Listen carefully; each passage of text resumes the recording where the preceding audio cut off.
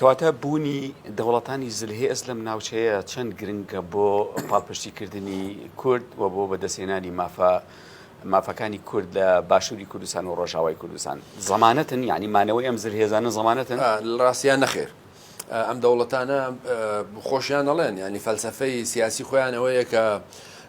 لە سیاسەتە دۆستی هەتا سەر نییە بەرژەوەندی هەتا سەر هەیە ئەوان حقیقەتی بەم شقلە سیاست دەکەن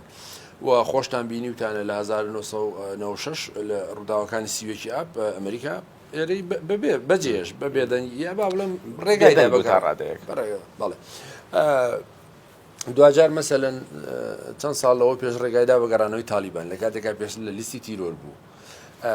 ئەوان بەپێی ئەو بەرژەوەندیەکان مامەڵە بوونی زلێزەکان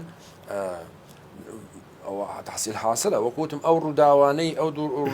ڕووداوە گەورانە دەرەنجامی ئەزمموی باشوور و ڕۆژاوای کوردستانن و بە بوونی ئەوانیش پارێزراوە سبەینێ ئەمریکیەکان و ئەوروپیەکان هەرێمی کوردستان بەجێ بێڵن ئێران و تورکیا لە ماوەی 6 ساعات کۆنتترۆلیەکەن داگیریەکەن و ئەو بۆ ڕۆژاوای کوردستانیش تا ڕادەیەکی زۆر هەر ڕاستە.